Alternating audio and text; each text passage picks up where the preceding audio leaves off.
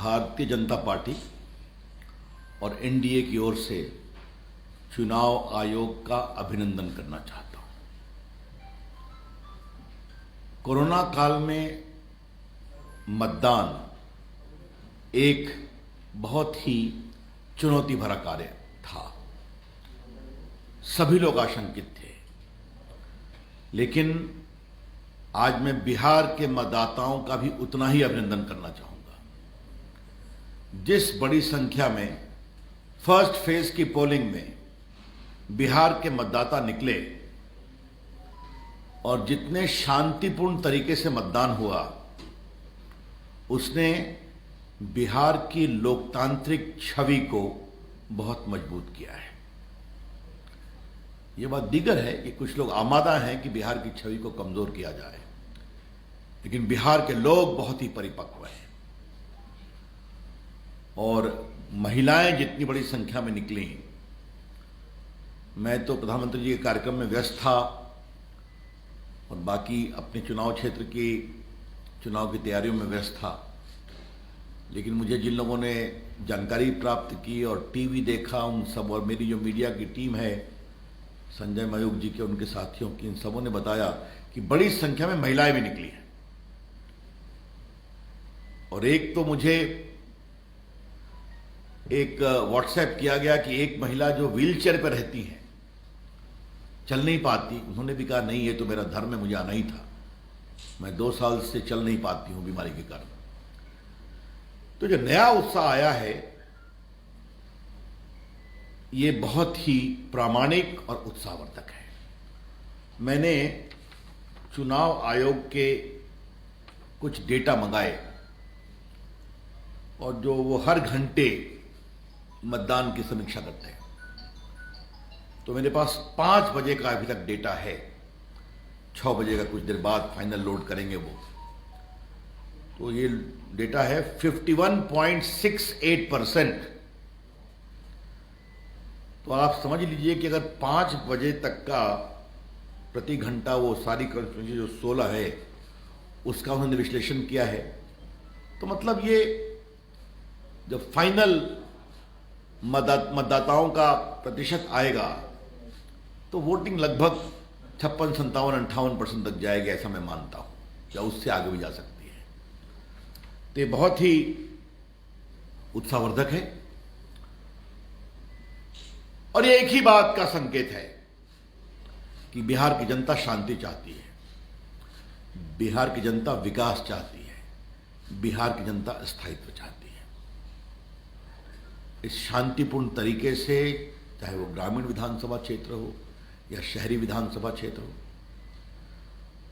मतदाता कोरोना की तमाम आशंकाओं को निर्मूल करते हुए निकले हैं। वो दिखाते हैं कि वो अपने सेहत की भी चिंता करते हैं, सेहत के साथ साथ प्रदेश की भी चिंताओं को है। आज मित्रों, हमारे प्रधानमंत्री जी का दौरा हुआ। प्रधानमंत्री जी की तीनों सभा, चाहे वो दरभंगा हो, चाहे वो मुजफ्फरपुर हो, चाहे वो पटना हो, कितनी जबरदस्त भीड़ थी और कितना उत्साह था, ये आप सबों ने देखा है। आज के अपने भाषण कुछ बातें बहुत ही स्पष्ट कर दी हैं। वो कितनी ईमानदारी से बिहार के विकास के लिए प्रतिबद्ध है। मैंने कई बार अपने पब्लिक मीटिंग्स में कहा है बिहार में कि हमें कैबिनेट मीटिंग में वो साफ कहते हैं कि तुम लोग इस बात की चिंता किया करो कि जब तक पूर्वी भारत का विकास नहीं होगा, भारत का विकास नहीं होगा, और पूर्वी भारत में जब तक बिहार का विकास नहीं होगा, तब तक देश का प्रामाणिक विकास नहीं होगा। ये उनकी सोच है। आपने देखा होगा प्रधानमंत्री ने पटना की भाषण में, चाहे वो किसानों का कल्याण हो, चाहे वो हमारी आशा दीदियों के विकास की बात हो, या फिर बिहार को जो डिजिटल इकोसिस्टम बनाने की, आईटी हब बनाने की जो उनकी सोच है, जो विभाग में देखता हूं उसमें जो काम हुए, आगे और क्या करना है, तो ये एक भविष्य के मजबूत सार्थक विकास की कहानी कहता है। और प्रधानमंत्री जी ने एक बहुत बड़ी बात कही कि चुनौती बिहार के सामने यही है, क्या बिहार का शासन ऐसे लोगों के हाथ में देना है जो बिहार को फिर बीमारू बनाए, या ऐसे लोगों के हाथ में देना है जो बिहार को बीमारू के कैटेगरी से निकालकर अब विकास की ओर ले जा रहे हैं। यह है इस चुनाव का मुद्दा। मित्रों, मैं पिछले 10 दिन से स्वयं बिहार का दौरा कर रहा हूं। आपके साथ मेरी पिछली मुलाकात हुई थी जिस दिन हम लोगों ने अपने एनडीए की ओर से जो विकास का फोल्डर जारी किया था पार्टी की ओर से। उसके बाद से मैं प्रदेश के दौरे पर हूं, हर इलाके में गया और बहुत ही जबरदस्त हवा चल रही है।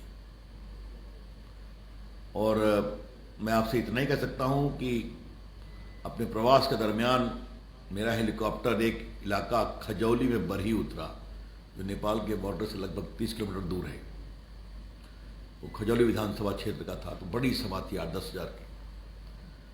तो हमारे मित्रों और उम्मीदवार ने बताया कि पहले हमारा हेलीकॉप्टर यहां उतरने की इजाजत नहीं थी। आप समझ रहे हैं मैं क्या कहना चाह रहा हूं, वहां का सामाजिक वर्गीकरण क्या था। और जो उत्साह देखा, इस उत्साह में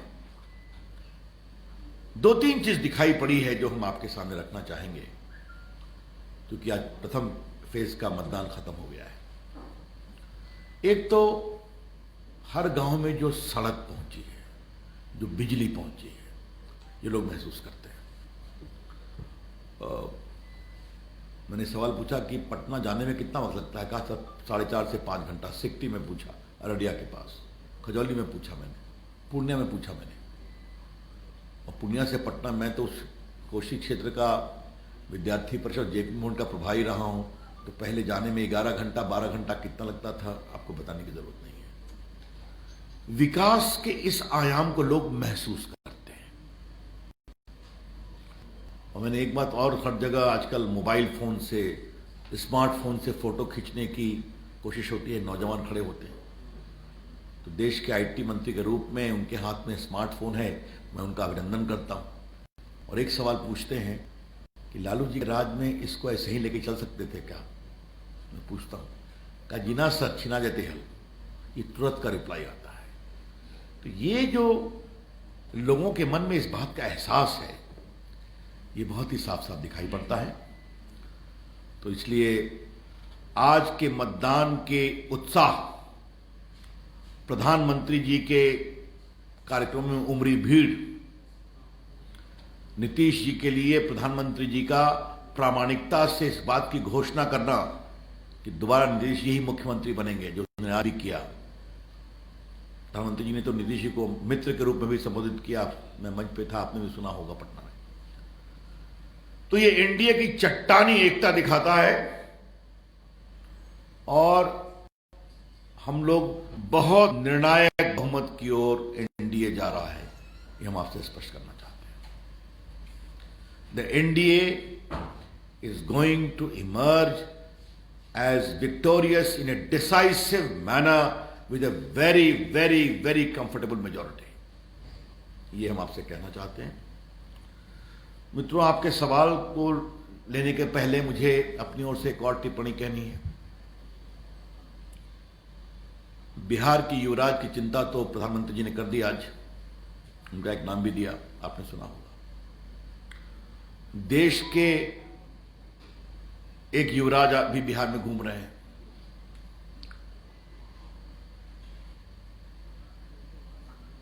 उन्होंने आज कहीं भाषण में कह दिया है कि दशहरा पर नरेंद्र मोदी जी के पुतले जलाए गए हैं और बाकी कई बड़ी बड़ी कॉर्पोरेट लोगों के पुतले जलाए गए हैं।